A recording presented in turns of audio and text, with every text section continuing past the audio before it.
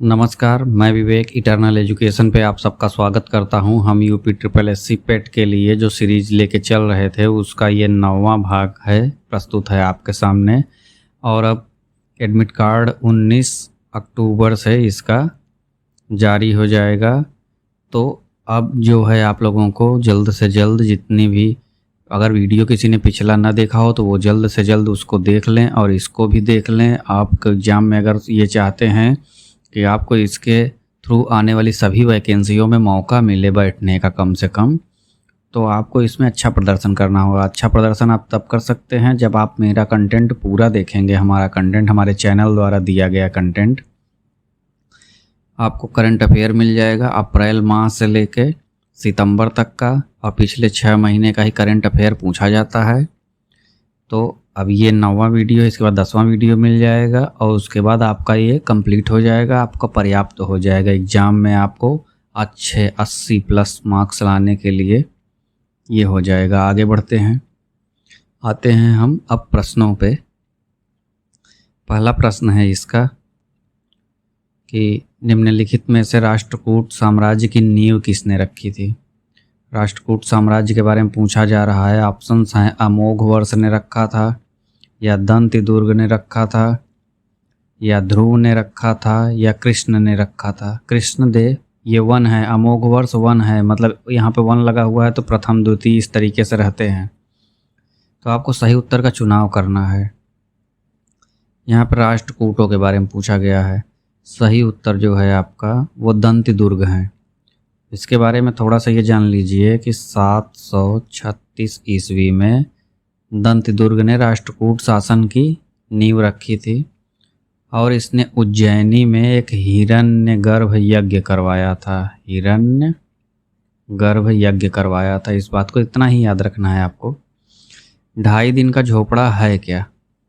2.5 दिन के झोपड़े के बारे में आप सुने होंगे। ये मस्जिद है या मंदिर है, संत की झोपड़ी है कि मीनार है, इसमें से ये है क्या?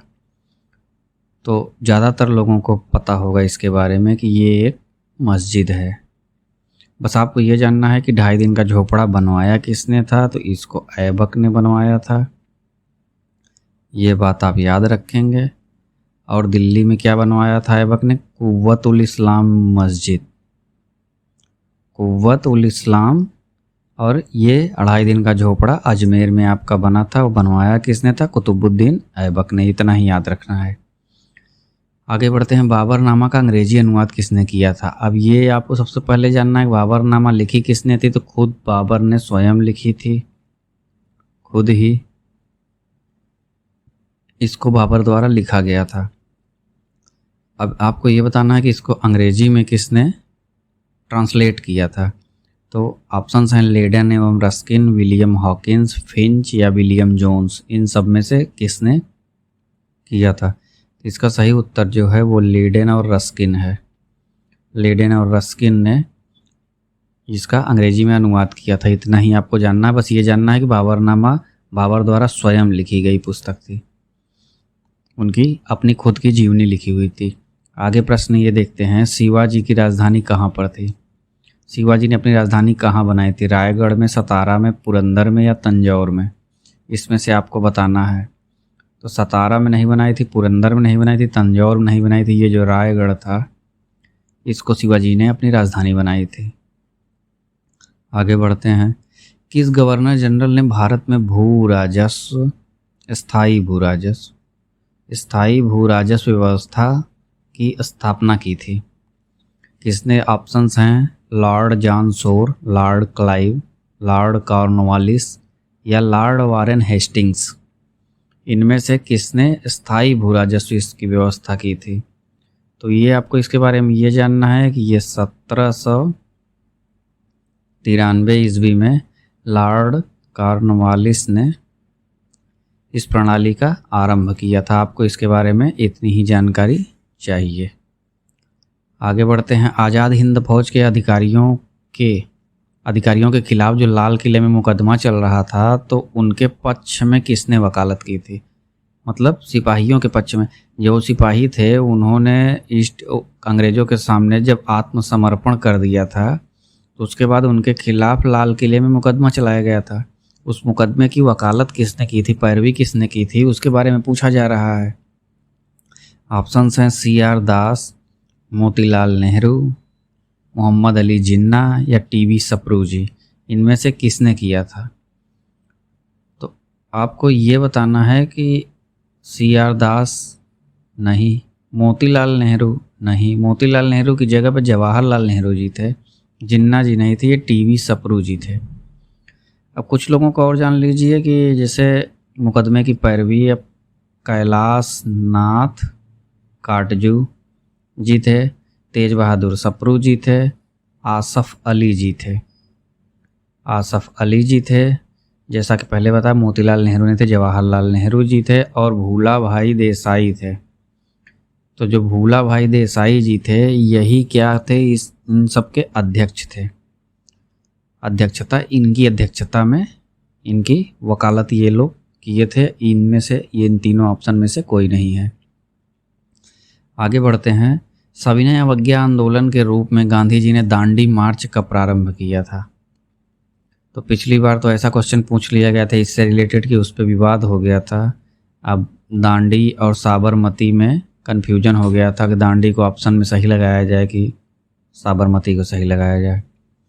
जब बुक्स में जो है वो दांडी माना गया है और किसी आयोग ने साबरमती से माना है, तो इसमें कन्फ्यूजन का विषय अभी भी बना हुआ है। सविनय अवज्ञा आंदोलन में गांधी जी ने दांडी मार्च का प्रारंभ कब किया था ये पूछ रहा है। 1929 में किया था या 30 में किया? तो उन्होंने 30 में ही था। 26 जनवरी को किया कि 12 मार्च को किया कि 6 अप्रैल को किया, ये आपको बताना है।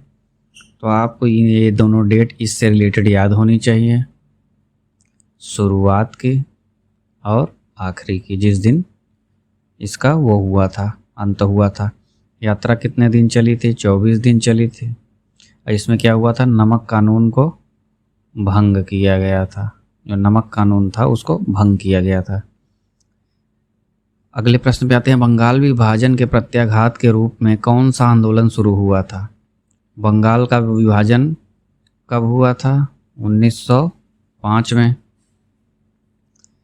और उसी के विरोध में क्या हुआ था, आपका क्या शुरू किया गया था, इसको बारे में आपको बताना है। ऑप्शन है सहयोग आंदोलन, सविनय अवज्ञा आंदोलन, स्वदेशी आंदोलन और पूर्ण स्वराज्य आंदोलन। तो जो आंदोलन शुरू किया गया था उस दौरान वो कौन सा था? स्वदेशी आंदोलन। और स्वदेशी आंदोलन की शुरुआत कहाँ से हुई थी? कलकत्ता से। कलकत्ता के टाउन हॉल में कृष्ण कुमार मित्र जी द्वारा सुरेंद्र नाथ बनर्जी की अध्यक्षता में ये सविनय अवज्ञा आंदोलन की शुरुआत की गई थी। इसके रिटेलिएशन में जो बंगाल का विभाजन कर दिया गया था। क्रांतिकारियों के गुप्त समाज अभिनव भारत का गठन किसने किया था? खुदीराम बोस ने, सावरकर जी ने, प्रफुल्ल चाकी ने या भगत सिंह जी ने? तो भगत सिंह जी नहीं थे, प्रफुल्ल चाकी नहीं थे, खुदीराम बोस नहीं थे। ये सही ऑप्शन आपका BD सावरकर जी हैं। इनके द्वारा 1899 में एक मित्र मेला स्थापित किया गया था। मित्र मेला वही क्या हुआ 1904 में जाके अभिनव भारत में कन्वर्ट हो गया।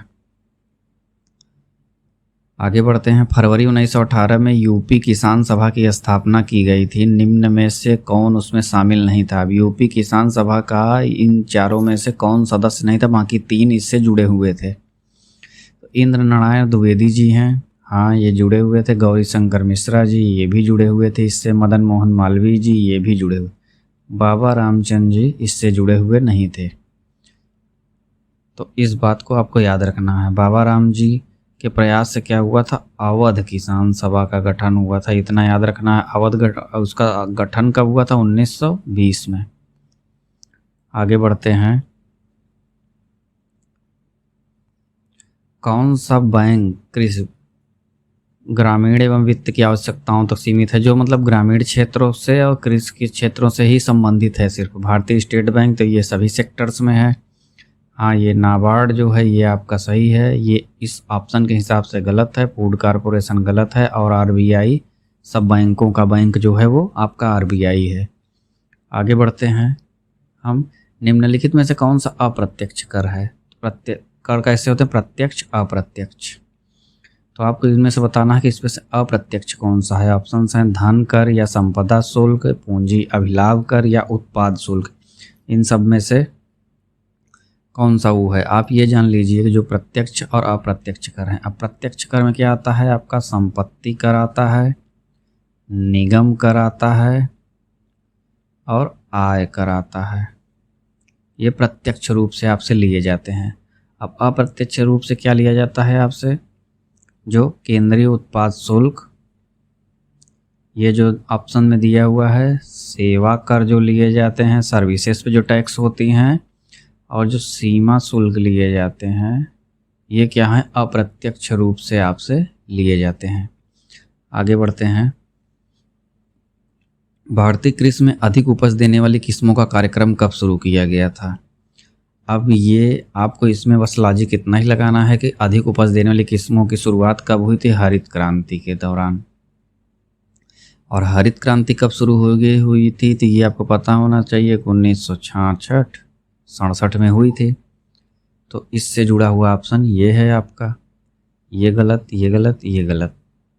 तो इसमें आपको बस इतना ही याद रखना है कि उस अधिक उपज वाली किस्मों की शुरुआत कब हुई थी? जब हरित क्रांति हुई थी। हरित क्रांति कब हुई थी? 1966-67 के समय।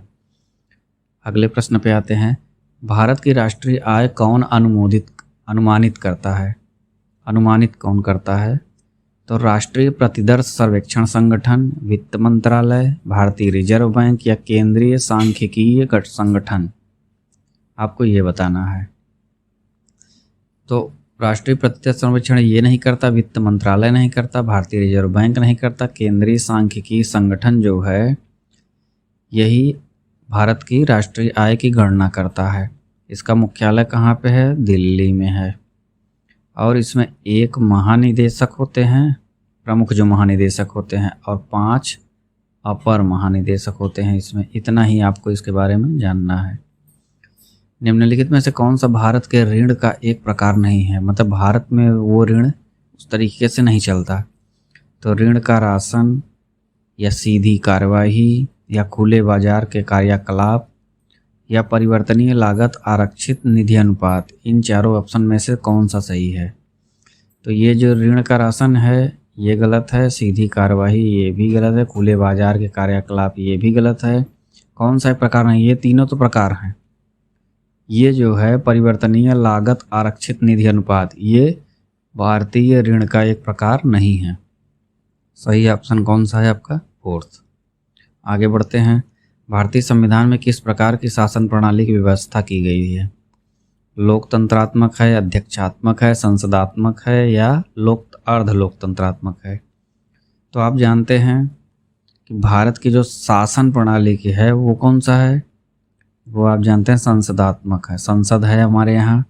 संसद में के अंग हैं राष्ट्रपति और आपका लोकसभा और राज्यसभा।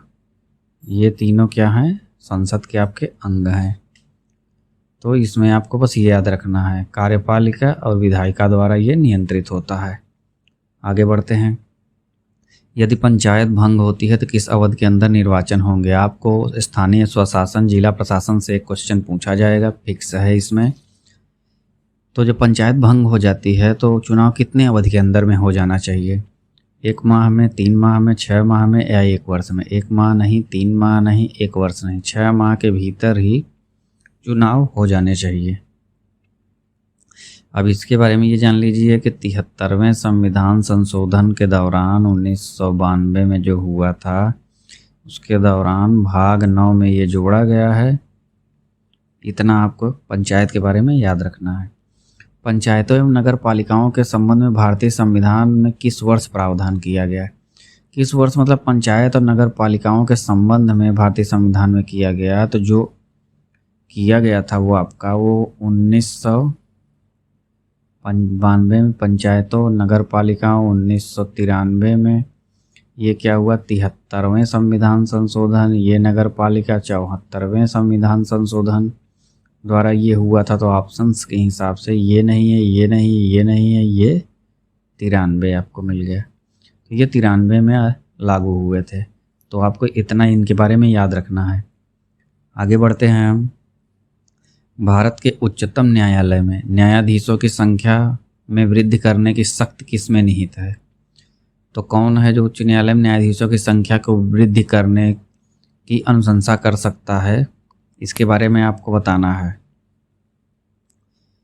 तो भारत का राष्ट्रपति ये नहीं कर सकता, भारत के न्यायमूर्ति ये नहीं कर सकते, विधि आयोग नहीं कर सकता, संसद से ही कानून बनते हैं सब चीज़ को लेके।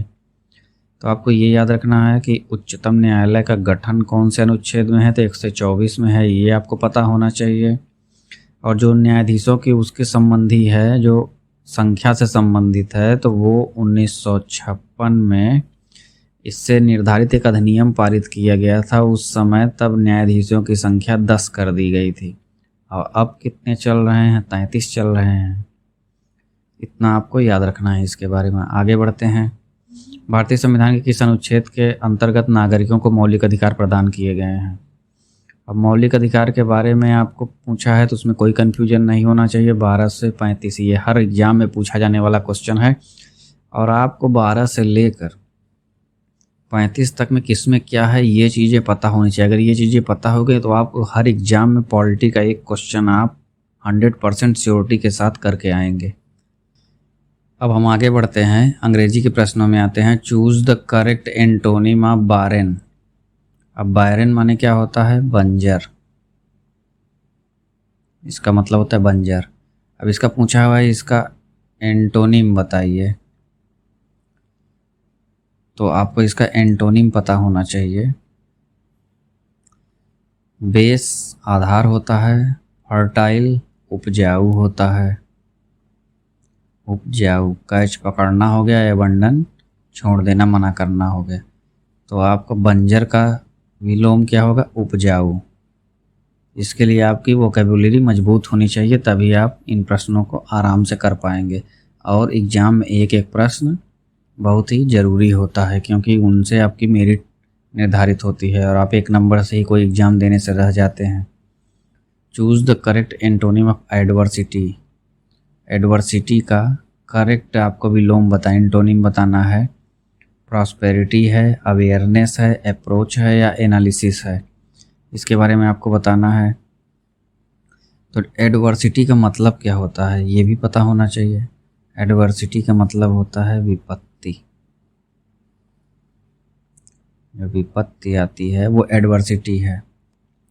तो अवेयरनेस जानकारी हो गई, अप्रोच मतलब किसी को अप्रोच करना, एनालिसिस किसी का वो करना, प्रॉस्पेरिटी जो है इसका विलोम है संपन्नता। ये हो गया संपन्नता, ये हो गया विपत्ति, विपत्ति का विलोम संपन्नता। आगे बढ़ते हैं, आते हैं हम चूज़ द करेक्ट सिनोनिम। अब देखिए यहाँ पे आ गया समान अर्थ वाले वैनिस। अब वैनिस का मतलब आपको पता होना चाहिए। वैनिस का मतलब गायब हो जाना, डिसअपीयर हो जाना। वो तो मैंने मीनिंग में ही बता दी है। तो ये ऑप्शन है डिसअपीयर। यील्ड पैदा करना, झील आपका जो झील का मतलब जैसे जोश उत्साह नहीं होता, जोश वो होता है। ट्रॉफी का मतलब आप जानते ही हैं, ट्रॉफी कप। तो आपको इतना पता होना चाहिए, वैनिश का मतलब डिसअपीयर, गायब हो जाना। Choose the correct synonym. Synonym बताना है आपका सोलेम का। अब यहाँ पे ये भी नहीं पढ़ना है सोलेमन, सोलेम। इसका क्या है, सिंपथी दिया हुआ है, सेरेमोनियल दिया हुआ है, रेडी दिया हुआ है, राइट दिया हुआ है। सिंपथी माने क्या होता है, सहानुभूति हो जाती है। अब पहले सोलेम, सोलेम भी तो पता होना चाहिए। सोलेम का मतलब होता है गंभीर।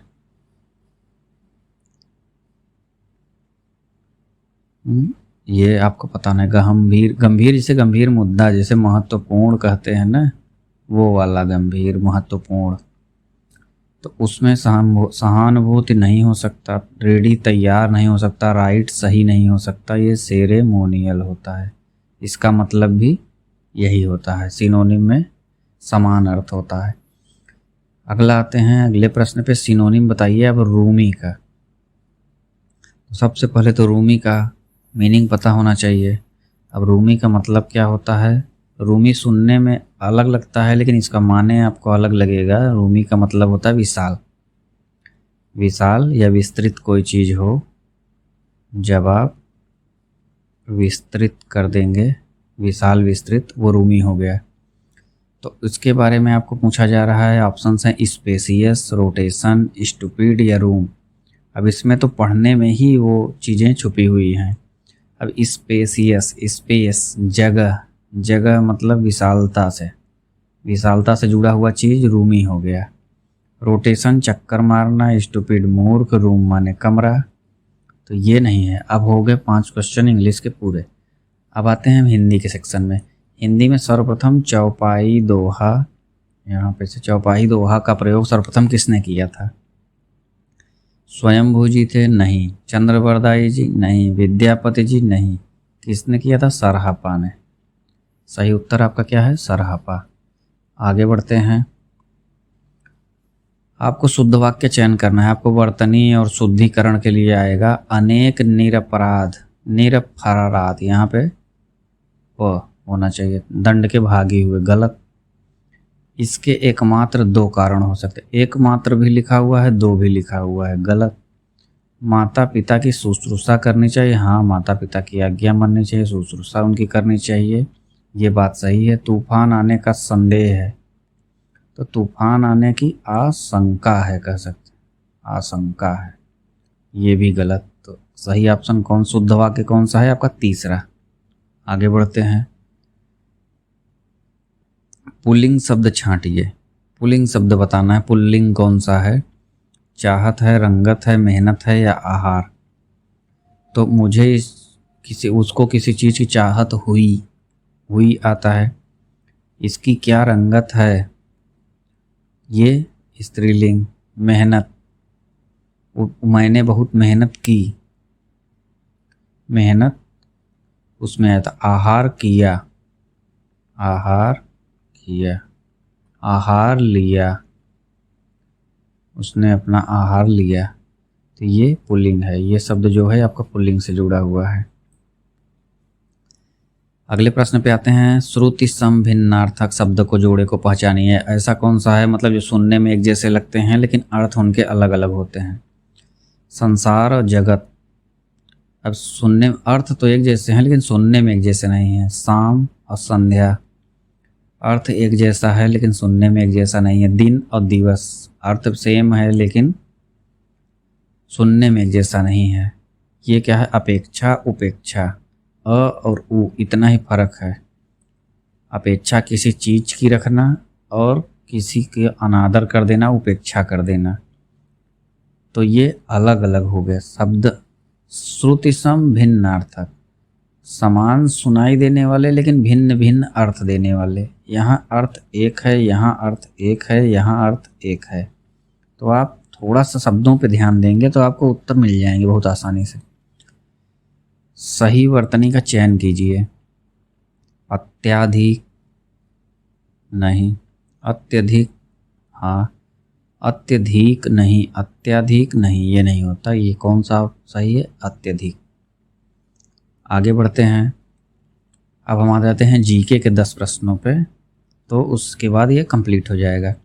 उत्तर अटलांटिक संधि का संगठन का मुख्यालय कहाँ पे स्थित है? आपको ये बताना है।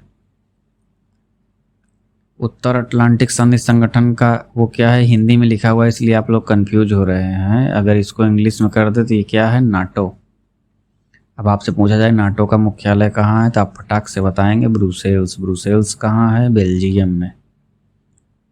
ब्रुसेल्स कहाँ है? बेल्जियम में। बर्लिन जर्मनी में है, रोम इटली में है, वियना ऑस्ट्रिया में है, ये नहीं है। आगे बढ़ते हैं। राष्ट्रीय होम्योपैथी संस्थान कहाँ पे स्थित है? अब यहाँ पे ध्यान दीजिएगा, राष्ट्रीय लिखा हुआ है, तो ये मुंबई में है? नहीं। दिल्ली में है? नहीं। हाँ, ये कलकत्ता में है, सही बात। चेन्नई में? नहीं। इतना आपको संगठन से भी आएंगे प्रश्न। कॉमनवेल्थ गेम्स की शुरुआत कब हुई थी? ये थोड़ा सा टफ क्वेश्चन हो गया आपके लिए, थोड़ा क्या काफ़ी टफ हो गया एग्जाम के लिहाज से। तो कॉमनवेल्थ गेम्स की शुरुआत कब हुई थी? 1930 में हुई थी, 34 में हुई थी, 38 में हुई थी या 1950 में हुआ था? तो ये 1930 में हुए थे। हैमिल्टन शहर है कहाँ पे? कनाडा में, जिससे अभी भारत के संबंध एकदम खराब चल रहे हैं। कनाडा में से शुरू हुआ था। आगे बढ़ते हैं। मृगनयनी का महल किस शहर में स्थित है? इंदौर में है या ग्वालियर, भोपाल, जगहपुर? मतलब शहर जो दिए हुए हैं सारे मध्य प्रदेश के दिए हुए हैं, इसका मतलब ये तो आपको पता होना चाहिए कि मृगनयनी मध्य प्रदेश में है। अब ये इंदौर में है, ग्वालियर में है, भोपाल में है कि जबलपुर में है, आपको ये बताना है। सही उत्तर कौन सा है? ग्वालियर। आगे बढ़ते हैं। छपेली किस राज्य का प्रचलित लोक नृत्य है? जो आपको कला एवं संस्कृति से प्रश्न पूछे जाएंगे उससे संबंधित है ये। तो छपेली जो है आपका, ये पूछा जा रहा है उत्तराखंड का है, छत्तीसगढ़ का है, मध्य प्रदेश का है, असम का है? असम का नहीं है, मध्य प्रदेश का नहीं है, छत्तीसगढ़ का नहीं है, कहाँ का है? उत्तराखंड का है।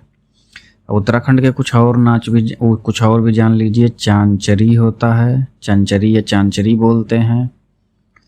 ये आपका छोलिया होता है, झोड़ा होता है, और कौन सा? झुमैलो एक होता है, और एक जागर। इतने क्या हैं? ये प्रचलित लोक नृत्य हैं। इसके ये सब आप याद रखेंगे। अंतर्राष्ट्रीय मानवाधिकार दिवस कब मनाया जाता है? मानवाधिकार की आजकल धज्जियां उड़ी हुई हैं हर जगह, जहां देखिए वार चल रही हैं और मानवाधिकार का कुछ भी पालन नहीं किया जा रहा है कहीं भी, जो कि बहुत ही गलत चीज़ है। ऑप्शंस हैं 1 दिसंबर, 3 दिसंबर, 5 दिसंबर या 10 दिसंबर। अब आप देखिए 1 दिसंबर, हर दिन कुछ न कुछ दिवस। 1 दिसंबर को क्या होता है? एड्स का दिवस। 3 दिसंबर को क्या होता है? विकलांगता के लिए। मानवाधिकार के लिए क्या है आपका? 10 दिसंबर। अब 5 दिसंबर को क्या होता है? मतलब अंतर्राष्ट्रीय स्वयंसेवी दिवस, ये कह सकते हैं। आगे बढ़ते हैं। अ वीक विथ गांधी पुस्तक के लेखक कौन है? एक सप्ताह गांधी के साथ के पुस्तक के लेखक कौन है? Thomas Hardy, Edmund Spenser, Louis Fischer या लॉर्ड एटली? इनमें से आपको बताना है कि सही उत्तर कौन सा है। सही उत्तर आपको बस इतना याद रखना है कि लुई फिशर है। बहुत ज़्यादा डिटेल इसके बारे में नहीं जानना। पुलित्जर पुरस्कार किस क्षेत्र में दिया जाता है? अब देखिए पुरस्कार एवं सम्मान से प्रश्न पूछा जाएगा, तो इसमें पूछा गया है पुलित्जर पुरस्कार जो दिया जाता है ये किस क्षेत्र में दिया जाता है? लोकतांत्रिक मूल्यों की अभिवृद्धि हेतु, अंतर्राष्ट्रीय सद्भाव को बढ़ावा देने हेतु, संगीत के क्षेत्र में या पत्रकारिता के क्षेत्र में? तो ये और ये तीनों ऑप्शन तो गलत हैं। ये कहाँ दिया जाता है? पत्रकारिता के क्षेत्र में। और ये अमेरिकी एक प्रकाशक थे, जोसेफ पुलित्जर, उनका नाम ही पुलित्जर, जोसेफ पुलित्जर। ये कब से दिया जाता है? बस इतना ही आपको पता होना चाहिए, 1917 से। आगे बढ़ते हैं। भूटान कितने भारतीय राज्यों को स्पर्श करता है? आपको बताना है 2, 3, 4, 5। अब भूटान किसको किसको स्पर्श करता है? भूटान भारत का आपका ये क्षेत्र हो गया, इसके बाद ये अरुणाचल वाला इलाका हो गया, यहाँ पे है भूटान।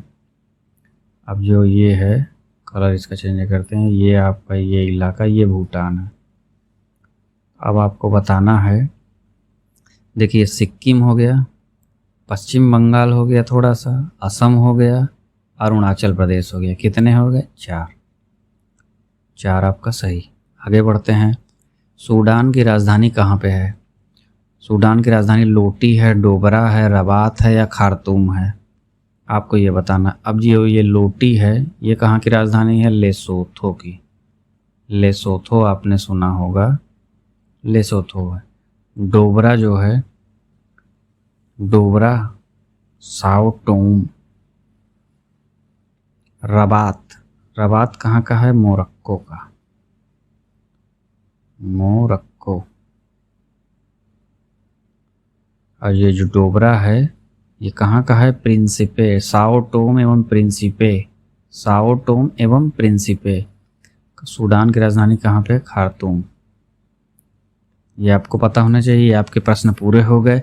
अब एक सीरीज आपको इसके बाद और मिलेगी, उससे आपका ये कंप्लीट हो जाएगा। आप उतने प्रश्नों को देख के जाएंगे, आपके एग्जाम में सभी प्रश्न इसी सीरीज के 10 भाग से मिल जाएंगे। कोई भी प्रश्न आपको ये नहीं लगेगा कि बाहर से पूछा गया है या मुझे पढ़ाया नहीं गया था।